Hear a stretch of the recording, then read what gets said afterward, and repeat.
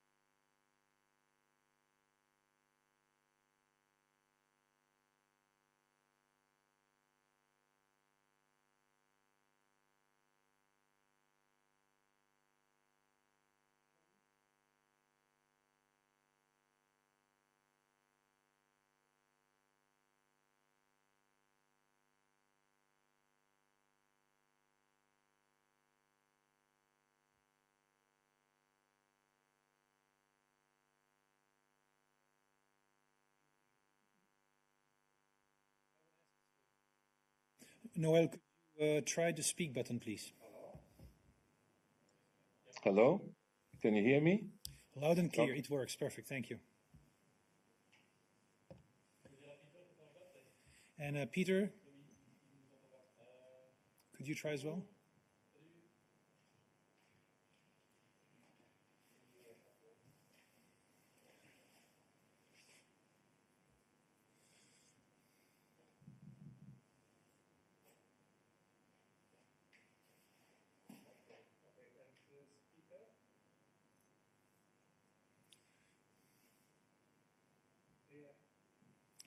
To everyone connected, just I invite you to wait a few more moments. We are solving a couple of IT issues, but we'll be with you in a moment. Thank you.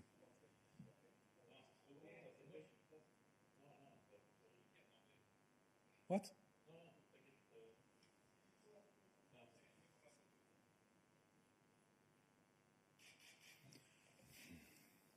Non. J'ai vu ton mail.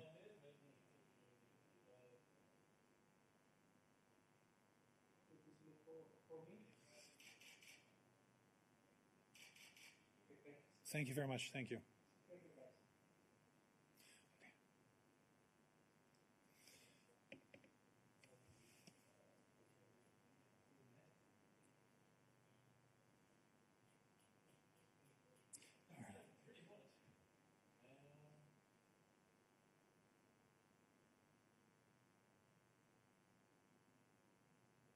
So,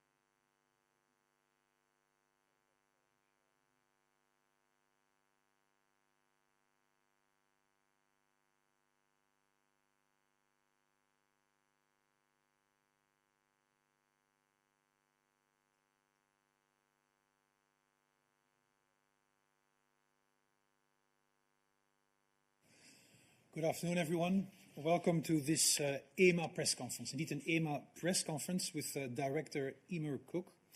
As Eric explained this morning, for technical reasons, we're offering the infrastructure to organize this EMA press conference, and the infrastructure includes the moderator that will be me. But again, this is a press conference by Director Emer Cook from EMA. So I would like to give the floor immediately to the director, and then we will take questions that you may have. Director Cook, the floor is yours. Please press the speak button first, and then we can give you the floor. Thank you very much. Can you hear me? Much. Yeah. Very good. And thank you very much for helping to facilitate this press conference. Ladies and gentlemen, thank you very much for attending the press briefing. We're meeting here today in view of the unprecedented interest in the safety of the AstraZeneca vaccine. And I wanted to highlight how important we're taking the current situation and what we have been doing to make sure that we are evaluating any possible rare side effects relating to this vaccine. Last week, our safety committee, the Pharmacovigilance and Risk Assessment Committee, did review the preliminary results on the events of blood clots in people who had received the AstraZeneca COVID-19 vaccine. We said very clearly that the benefit risk remains positive. We have continued to evaluate. We have continued to receive additional possible side events. We have pulled in experts from across the network, experts with specific expertise in coagulation and thromboembolic disorders. So it's an ongoing process. So I'm not here to give you the outcome of any scientific review. I'm here to explain the steps in the process, what we're doing, and when you can expect us to come to a conclusion. So we're doing this review in the light of concerns that we see from citizens in the EU and the current situation, which means that our priority, which is to ensure the safety of the vaccine, can be communicated. I have to first explain that a situation like this is not unexpected. When you vaccinate millions of people, it's inevitable that you have rare or serious incidences of illnesses that occur after vaccination.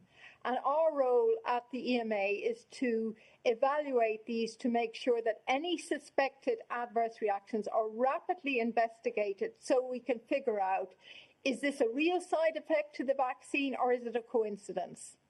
Now, to do this, we have mobilized our Pharmacovigilance and Risk Assessment Committee, which is a safety committee made up of mainly from experts from the national competent authorities from across the EU.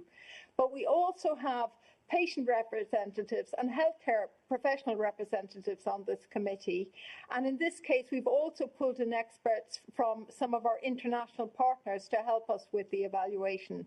And we've pulled in experts who have expertise in thromboembolic events. Events involving blood clots, some with very unusual features such as low number of platelets, have occurred in a very small number of people who have received the vaccine. And these reports have been received through EudraVigilance, the European database for suspected adverse drug reaction reports. But of course, we know that many people, many thousands of people, develop blood clots annually in the EU for many different reasons. So what we call on our expert committee to do is to establish whether there might be a causal relationship between the vaccinations and these events. In other words, whether the vaccines might have caused the adverse events that occurred or whether the events are likely to be due to other causes. So this requires a very rigorous analysis of all the data related to thromboembolic events. And the experts look in great detail at all the available data, but also at the clinical circumstances surrounding the specific cases to determine whether the vaccine might have contributed or if it's likely to have been due to other causes. Now, last week, our expert committee met several times on this issue, but in the meantime, the interest in these events has actually stimulated additional reporting, so we're evaluating each of the incidences on a case-by-case event. So our experts are actually meeting again today. So having met most of last week, we have pulled together an ad hoc meeting again today to help us evaluate these cases with all the surrounding information that the member states will have. The experts will then carry on their assessment, and they again will meet on Thursday to come to a conclusion on the full information that has been gathered and to advise us as to whether there are any further actions that need to be taken. And we will inform the public of the outcome immediately after this meeting.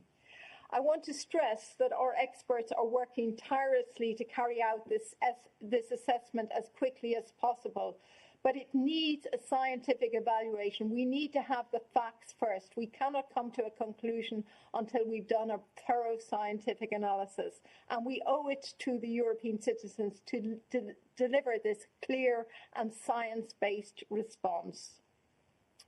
So I want to also stress that at present, there is no indication that vaccination has caused these conditions. They have not come up in the clinical trials, and they're not listed as known or expected side events with this vaccine. In clinical trials, both the vaccinated people and the people who received the placebo have shown some very small numbers of blood clot developments. The number of thromboembolic events overall in the vaccinated people seems not to be higher than that seen in the general population. I don't need to remind you all here today that the COVID-19 pandemic is a global crisis with devastating health, social and economic impact, and it continues to be a major burden on EU health systems. Vaccines for COVID-19 help to protect individuals from becoming ill, especially healthcare professionals and vulnerable populations such as older people and those with chronic diseases. And this is a very important consideration in our assessment of the benefit risks. So while the investigation is ongoing, we are still firmly convinced that the benefits of the AstraZeneca vaccine in preventing COVID-19 with its associated risk of hospitalization and death outweigh the risk of these side effects. In the meantime, anyone who has received the vaccine and has any concerns should contact their appropriate healthcare professional. It's important that people who suspect that they have a side effect after vaccination report this to the National Medicines Regulator or to a healthcare professional who can help them to do so. Thousands of people are dying across the EU every day. We have authorized 4 highly effective COVID vaccines that can protect against severe COVID disease. These are very rare thrombo events or blood clots. We need to evaluate these very, very carefully. At the ad hoc meeting today, we will have a further update. But as I said, it's Thursday when we expect the evaluation to conclude. EMA is taking this situation very, very seriously, and we will continue to make sure that the European population is informed about the ongoing analysis of this assessment. Thank you very much. Thank you very much, Emer. I will now open the floor for questions. James Crisp, the floor is yours. Thank you, Stefan. I hope you can hear me. There have been reports in the US of similar cases of blood clots linked to the Pfizer and Moderna vaccines. I'd like to ask Ms. Cook, please, if she has had any similar reports in the EU and if it's something that the EMA is looking into. Thank you. Thank you. Emer, please press speak. Yes, thank you very much for the question, and it's indeed very relevant. In fact, we are evaluating, we are looking at adverse events associated with all vaccines.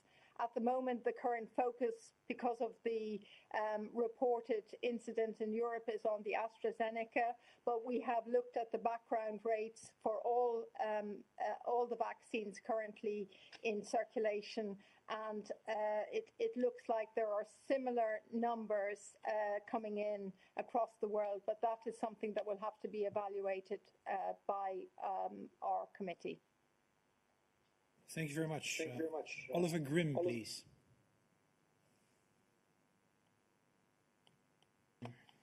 Hello, hi, Oliver Grimm with the Austrian newspaper Die Presse. A question on a decision the US FDA took on the 25th of February concerning the suggested temperature for storage and transport of the BioNTech Pfizer vaccine. Does the EMA already have a plan for when it's going to, find any decision on this matter, give a recommendation to the member states, whether this vaccine really has to be stored and transported at minus 70 degrees Celsius or could be also handled at higher temperatures? Thank you. Emer? Yeah, thank you very much. And of course, the logistics of rolling out some of these vaccines is very important for making sure that they reach all populations. So we are also looking at any new information on the storage conditions associated with the vaccine. We have looked at the in-use storage of the Pfizer BioNTech vaccine, and we will be coming out with an evaluation on this very shortly. Thank you. Frank Jordans. You have to switch on your microphone, Frank. Hello, I hope you can hear me now. Frank Jordans from AP.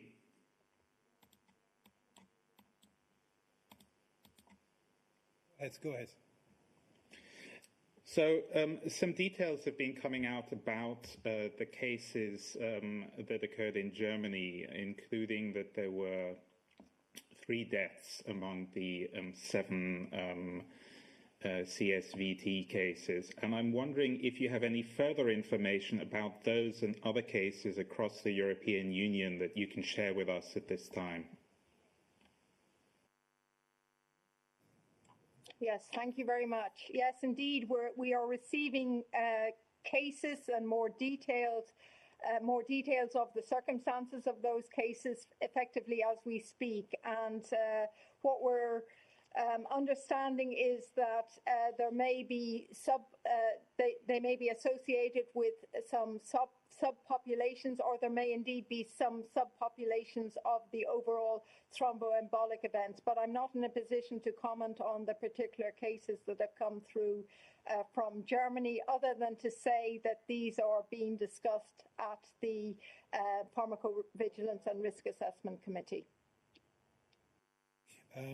Donato Mancini, go ahead. Hi, can you hear me? We hear you. Go ahead. Go ahead. Hi, good afternoon. Thanks for taking my question. Is there any indication that the series of adverse events, especially the most serious ones, are related in any way to specific batches? And does the batch hypothesis form part of the probe that is currently underway? Thank you. Emer, please. Yes, thank you very much. And this is a very important point because originally, I think many of you will be aware that some specific batches were suspected as being linked to these side events. So we have actually mobilized our biological working party to look carefully into the possibility or plausibility of any events linked to specific batches, or in fact any differences in manufacturing in any way that might lead to some disparities across batches. So that's part of the investigation. Thank you. Catherine Fior, please. Hi. I'd just like to ask a question about you. In your press release from yesterday, you said that the benefits outweigh the risks of side effects, and you've just said that it's highly effective and there are very, very, very rare events. I mean, given the high numbers that have already been deployed, do you think it is reasonable for countries to suspend the use of the vaccine in these circumstances? Just a question on the Pharmacovigilance Risk Committee. You say that it has national experts. Is there an overlap between these national experts and their national regulatory authority? I mean, the people who are informing those decisions, are they also informing their national decisions? And is it surprising, therefore, that national authorities are taking such a different view from the EMA? Emer, thank you. So yeah, thank you very much. So let me just be clear that the expert committee is made up of experts from all of our 27 member states, and we have additional experts from healthcare professionals and from patients, and some specialized expertise as well. The decisions that are taken at a national level are being taken in the context of the information that is available at the national level. And it is the country's prerogative to do so. It is our responsibility to focus on the science associated with these risks, and whether there is scientific evidence to show that they are causally related to the vaccines, and that's what we're doing. And this means that we have to do a thorough analysis of all the cases that are reported, and to evaluate whether this is a coincidence or indeed it is a possible causal effect. Thank you. Thank you. Tom Clark, please.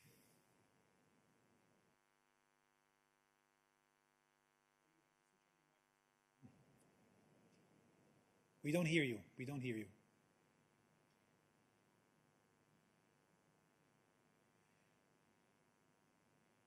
We see you, which is a good start, but hearing, which is a good start. Can you hear me now? Can you hear me now? Yes, we hear you. Go ahead. Thank you. Yes, thank you. Thank you for taking my question. Given the very real risk of people getting infected with COVID-19 and dying in the absence of vaccine, because the rollouts have been paused in their country, how grave a situation do you think Europe finds itself in with the fact that the vaccine rollouts have been paused in so many member states? Emer, please. Yeah. Thank you very much. I think it's important for me to reiterate that our position is that the benefits continue to outweigh the risks. But this is a serious concern, and it does need serious and detailed scientific evaluation. This is what we're involved in at the moment, and it is only when that scientific evaluation has been done that we'll be in a proper position to respond to that question. Thank you. Thank you very much. Sander van Hoorn. Ga je gang, Sander. Thank you for the opportunity to ask questions. Something about the work of the expert committee. The research, is it more physical examination or is it more statistical examination? And in the light of that, what kind of information do you need to, on Thursday, unequivocally prove or disprove a causal effect? Thank you. Yeah, thank you very much. And if you permit me, I might ask my pharmacovigilance expert to respond specifically on this, because indeed it's a combination. And indeed, we've actually we've changed our procedures a little bit so to make sure that we're getting a really detailed case review, not just waiting for them to come into the database. But I think it's important that you get a real view from our pharmacovigilance experts. So I pass over to Dr. Peter Arlett to give you a little bit more information in this respect. Thank you, Emer. Can I ask Peter to raise his hand, please? To push speak, rather. Sorry. Raise your hand and speak. Yeah. We don't have an audio source.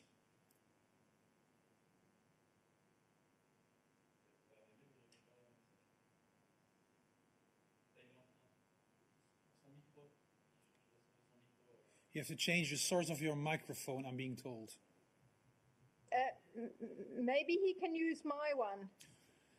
That looks like a good solution. Good solution. Thank you. Thank you. So, colleagues, hopefully you can see me and you can hear me. My name's Peter Arlett. I'm pleased to be able to support the press conference and answer the question. Let's start by understanding the European system for monitoring safety. So when a product goes on the market, we have good evidence of safety from the quality aspects, from the preclinical aspects, and from the clinical trial aspects. And it's very important to note that with these vaccines, we had very large clinical trials, which gave very good evidence that they were safe.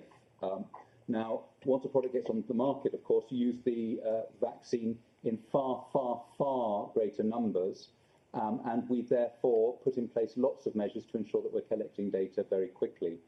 Firstly, and centrally to the safety monitoring, is the reports from individuals that have been vaccinated and from healthcare professionals through the different so-called spontaneous reporting systems.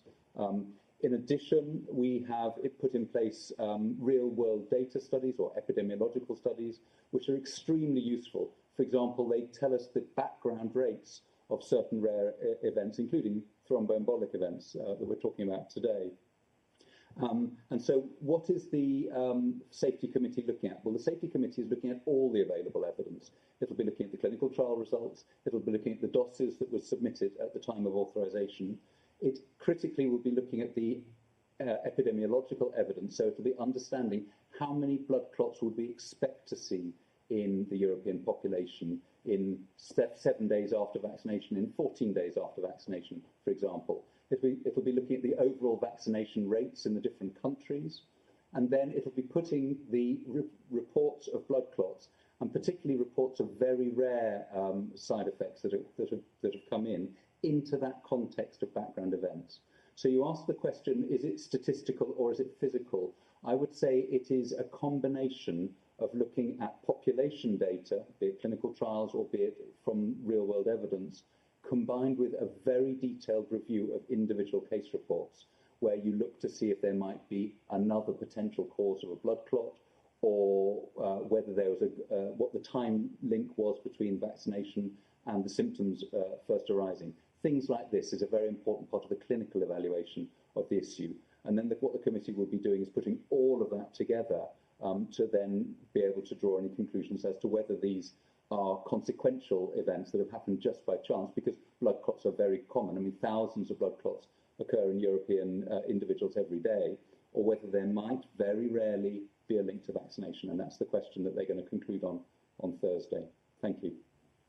Thank you very much, Peter. You were invisible, but we heard you, and that was very good. Thank you. Next question is for David Carretta. Thank you very much, David Carretta, Radio Radicale Italian Radio. What are the options for the conclusion in 2 days' time? Withdrawing the authorization of the vaccine, and in this case, what are the procedures that should take place? Modifying the product information to update the side effects, or something else? Thank you very much. Emma, please. Yeah, thank you very much. So, I mean, there are just to acknowledge that there are a number of options that could be possible, and I wouldn't like to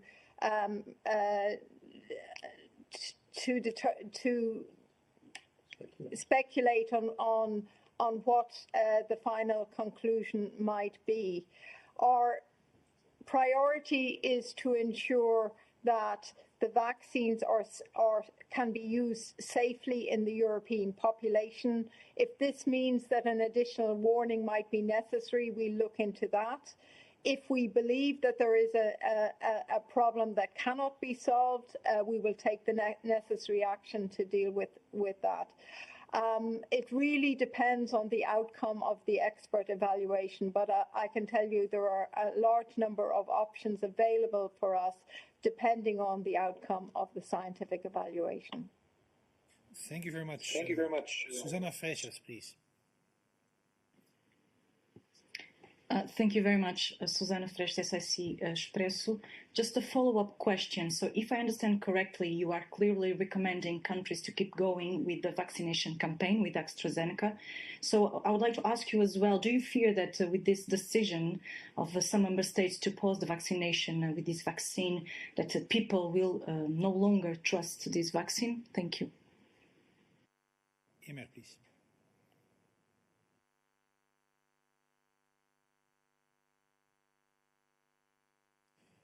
Emer, I think you have to push the speak button. Thank you. Thank you very much for this question. And I have to stress again that trust in the safety and efficacy of the vaccines that we have authorized is paramount for us. And our job is to make sure that we can maintain trust in these vaccines based on a proper scientific evaluation. And this is why we have put such high priority on coming to a clear conclusion based on the evaluation of the cases that are coming in as we speak and whether or not there is a causal event. And we are worried that that there may be an effect on the trust of the vaccines. But our job is to make sure that that the products that we authorize are safe and can be trusted by the European citizens. Thank you. Marcus Becker. Go ahead. Yes, thank you very much. I would like to know, was EMA contacted by member states before they decided to suspend the vaccinations, and if so, by which member states? And have the member states already signaled if they would adhere to whatever the EMA will be recommending on Thursday? And maybe also a little technical question. Could you give us maybe a rough estimate on as to which hour we might expect the announcement on Thursday? Thank you. Thank you, Marcus. Emer, please. So thank you very much. And I have to say that it's really been a dynamic situation, and we have been receiving information from individual countries. We've been convening meetings, not just of our experts, but of our heads of regulatory authorities to make sure that we have the most up-to-date information from the countries concerned.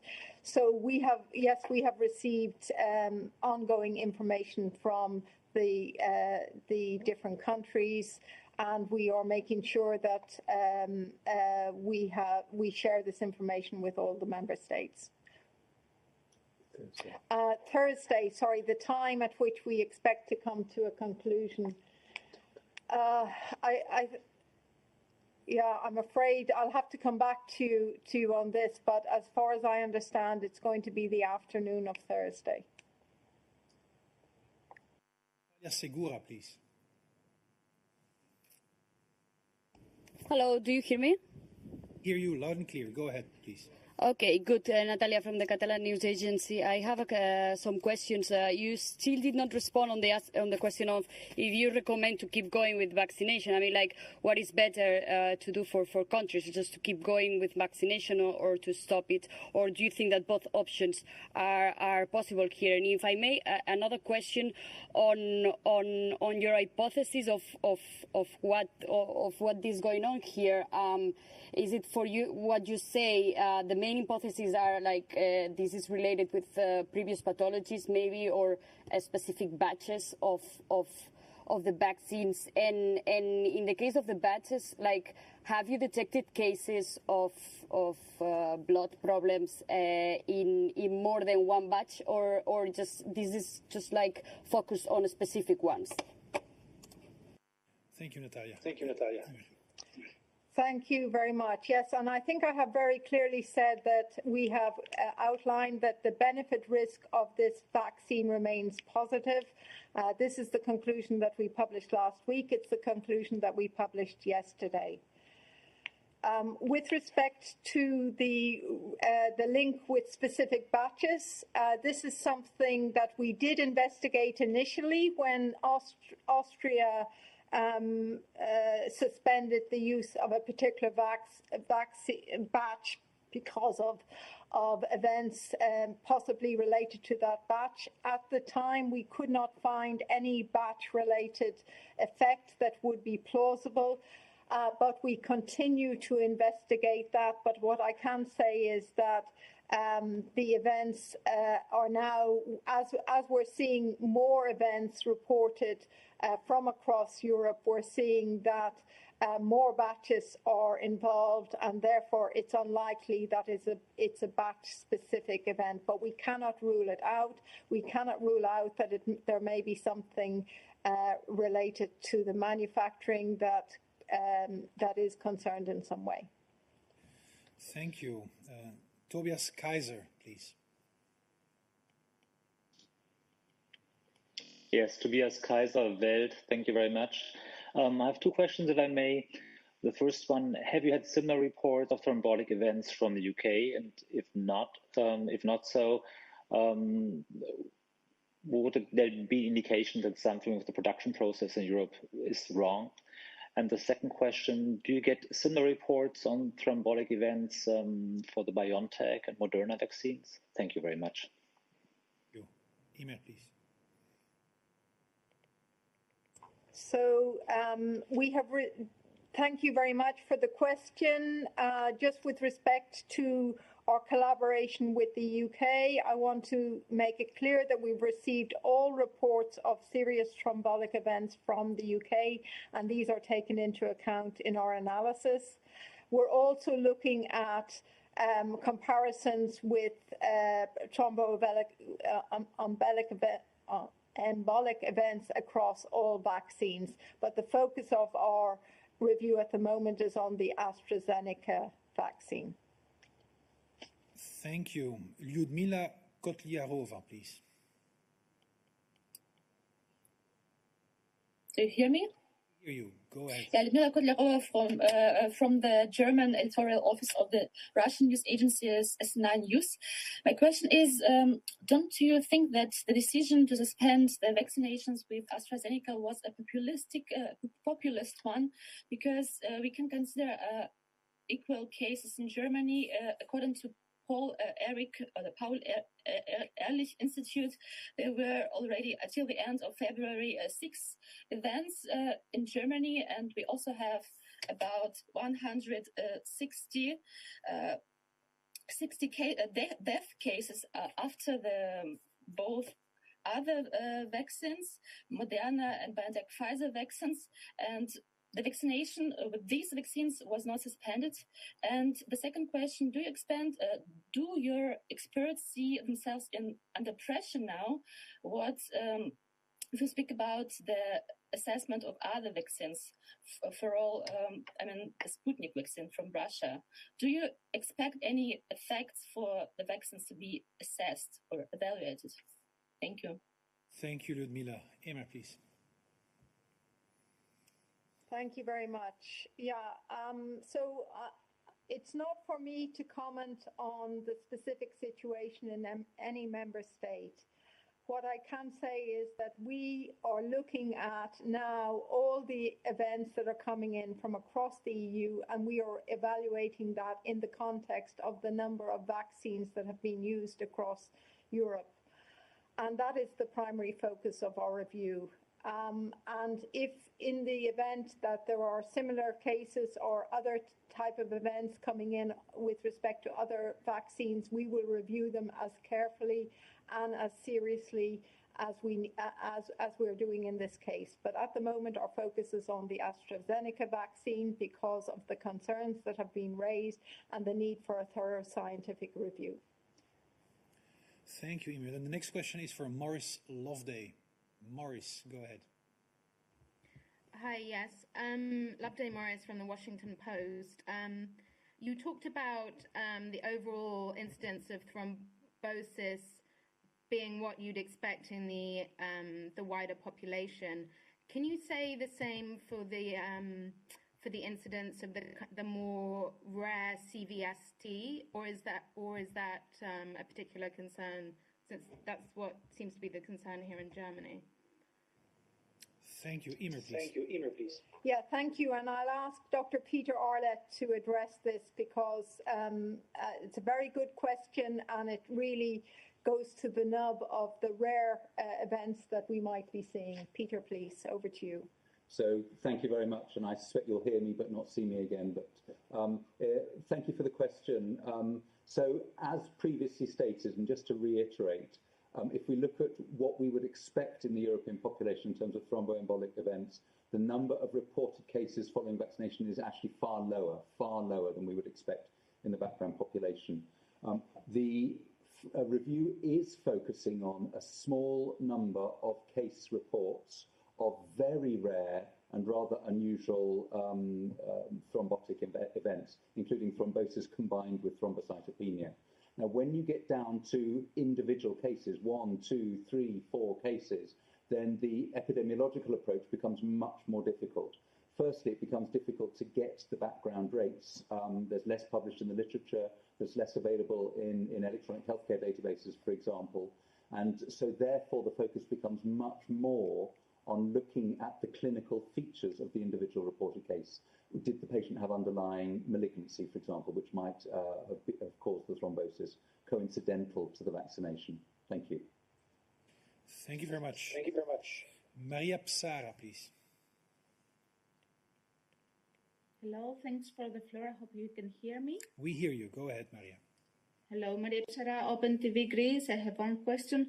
How many, because there is a lot of speculation, how many cases of thromboembolic episodes and how many deaths are connected by member states with the vaccine? And how many cases do you analyze? Thank you. Emer, please. Yeah. No, thank you very much. And you will see that I deliberately refrain from giving you specific numbers because these numbers are very, very dynamic. And the numbers that we had as of 10th of March were that 30 cases of thromboembolic events had been reported among close to 5 million people vaccinated.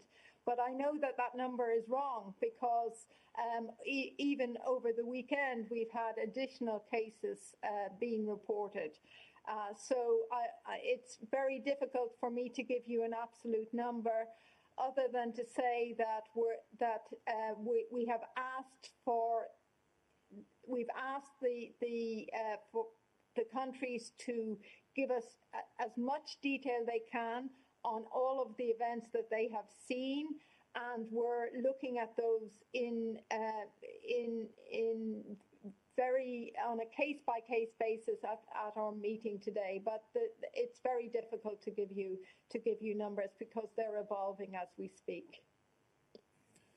And maybe it's important to say also that once there is knowledge about a possible event, sort of, that you expect to see more reporting, you expect that people will pay more attention, you expect to see more an increase in the reporting, and that's good because it helps us to understand better the overall incidence in the population.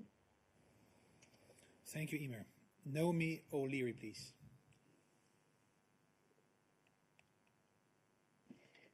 Hi, thanks very much for taking my question. So the very rare events which involve the low platelet numbers that you're focusing on, I note these happened in Germany, I think Norway as well. Could you tell us which countries have reported those specific rare events with the low platelets and so on that you're focusing on? And then if I could also ask, how common, if it does turn out to be a side effect, but a rare side effect, how common would it have to be in order to outweigh the benefit of this vaccine in terms of combating or protecting from COVID-19? Thank you. Thank you, Naomi. Emer, please. Yes, so thank you, Naomi. Indeed, these events are precisely what is being discussed at the moment, and you are aware of the events from Germany and from Norway. As I said, we are receiving additional information from member states virtually as we speak, so it's not possible for me to tell you whether these are the only ones or whether there are more. And with respect to the absolute, whether there is an absolute number, I'm afraid it wouldn't be wise to speculate in this regard. I think what we would like to see is to understand what the plausibility of that these events are related to the vaccines, and if so, if there is a plausible relationship, how best to manage that relationship, bearing in mind that these vaccines are also very important in terms of preventing deaths from COVID-19. Thank you. Mihaela Gergishan, please. Yes, hello. I hope you can hear me. I was wondering if EMA would recommend or will recommend to the member states to carry out background checks on people who wish to be vaccinated or receive an invitation to vaccination. I can tell you this is absolutely not the case in Belgium. Here we receive an invitation and to go to get a vaccine. We don't know which vaccine is going to be. We cannot choose. And we don't have any medical background checks. I don't know whether I am subject to thrombosis or I have autoimmune maybe problems in my systems or in my family. I don't know anything about it. I just get the vaccines they give it. So will EMA recommend such background checks before vaccinating? Thank you. Emer, please. Yeah. Thank you, and indeed an excellent question, and something again I would like to ask my expert, Dr. Arlett, to respond on. So thanks very much. I think the first thing to say is to remind ourselves that we're talking about COVID-19 disease, which is killing thousands of patients across Europe every day, and that we're talking about vaccines which have got very high levels of efficacy, so they're preventing serious disease and death. The primary assessment by the Pharmacovigilance Risk Assessment Committee, the primary assessment is a vigorous scientific assessment looking at all available evidence to see whether the evidence would suggest that a causal link between these very rare but serious events that have been seen and vaccination, or whether they're coincidental, they're occurring by chance. If the conclusion on the balance of probabilities is towards a causal association, then there'll be a very careful consideration of whether there are any particular features of the individuals that have been vaccinated and had these events that might have put them at risk. And there are well-established risks for thrombosis and thromboembolism, but whether they are relevant in this specific case, because these are very, very rare events, will need to be analysed. If there does appear to be a causal association, and that's an if, and if there does appear to be a particular profile of individuals that are getting these rare events, then that potentially gives an opportunity to reduce risk. Now, but there's a lot of ifs in that sentence, and I think we'll need to wait until Thursday evening to see what the Pharmacovigilance Risk Assessment Committee concludes. Thank you. Thank you very much, Peter, again for invisible intervention. Kai Kupferschmidt, please. Thank you very much. Just really briefly, two things. In Germany, there is debate that what we're seeing in terms of the thrombotic events is actually the outcome of hemolytic uremic syndrome, which would mean that the thrombosis itself is really not the main problem. And I would just like to understand whether that has been something that's been discussed at EMA, and whether other countries have seen a similar signal. And then the other thing, you've made it very clear why batches might not be, the problem here. But I wondered, can you say whether all of the vaccines come from the same production facility? I mean, apart from the batches, there is, of course, the question of the manufacturers. Emer, please.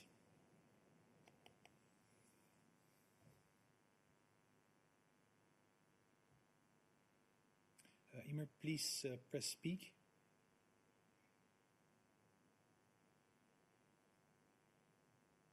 Physiology. Yes, Yeah. you're there. Yes, you're there. Yeah, thank you very much. Yeah, so I was just conferring on as to how much information we could respond on the issue of the specificity of the hemolytic events. I think the answer I would give at this point is that the case definition is very, very important, and this is what helps us to understand what we're seeing and then what the impact is. And that's, again, why we get the experts together to do that. So this work is ongoing at the moment. And then in terms of the batches, as far as I'm aware, in fact, I'm going to have to check, but I can do this actually while during this meeting. As far as I'm aware, all of the events are coming from the European sites, but I know that we have been doing some ongoing evaluation of additional manufacturing sites, and I'm not sure that we have actually done this analysis yet, but it is part of what we're doing in trying to determine whether there might be a manufacturing related aspect or a batch related aspect. So I'll have to follow up on the specificities, but just to tell you that this is part of the ongoing evaluation. Thank you very much.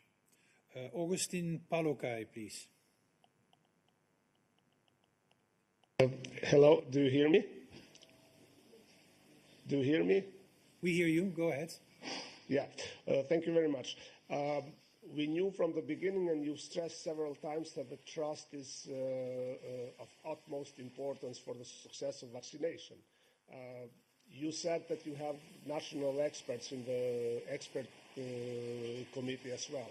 So why this discrepancy now between EMA recommendation and decision of national authorities to suspend the vaccination? Because this will confuse the citizens, and it is already happening because many citizens are refusing to get the AstraZeneca vaccine.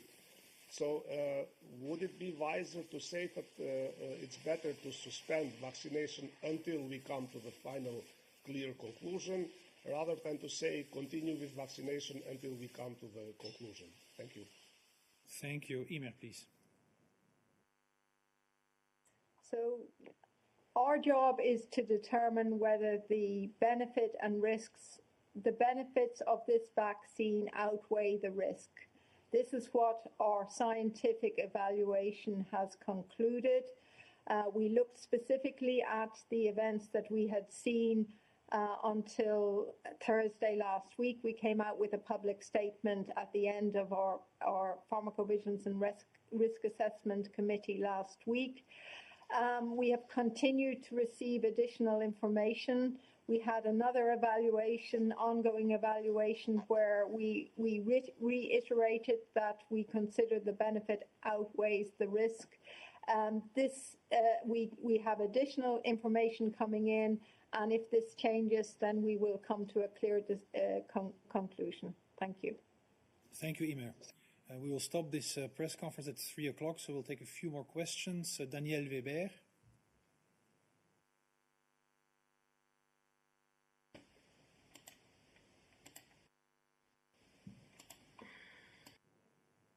Thank you very much.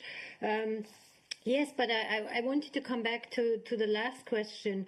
Still, I think people do not understand why there is such a different assessment in member states, which all rely to information from EMA. Do you feel that the authority of the European Medicine Agency is questioned here. And was it premature to authorize the vaccine? Thank you. Emer, please. So my understanding of the position of the member state is that they're very clearly waiting for our review before they decide on what action to take. And that is a responsibility that we take very, very seriously. In terms of the available evidence that was there to allow us to come to a conclusion on in fact all of the vaccines, is that we had very large clinical data sets that showed safety and efficacy in large populations. I think in the case of AstraZeneca, we had efficacy in 18,000 patients, safety in somewhere in the region of 30,000 patients. Now, of course, we've moved on to real-life vaccination, so we can put this in context. But we remain convinced on the basis of the evidence that we have that the benefit of this vaccine outweighs the risks associated with this with the vaccine. Thank you very much. Adam Parsons, please.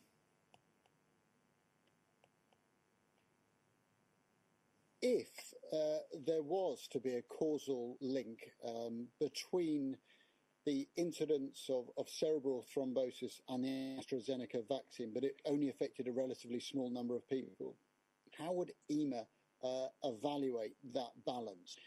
And the second one is, I wonder if you could respond directly to the accusation that has been made by a number of people that this is about politics rather than public health and a curious desire to undermine trust in the AstraZeneca vaccine. How would you respond to that, please?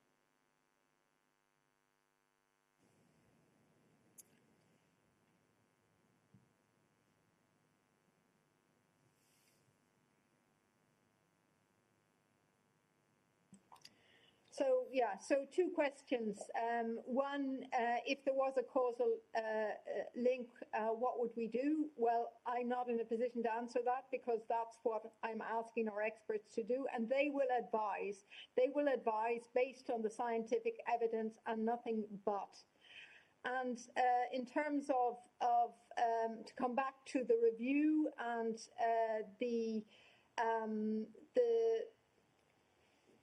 the implication that there might be something other than science behind this review, I want to firmly put on record that our evaluation is guided by science and independence and nothing but. Thank you very much.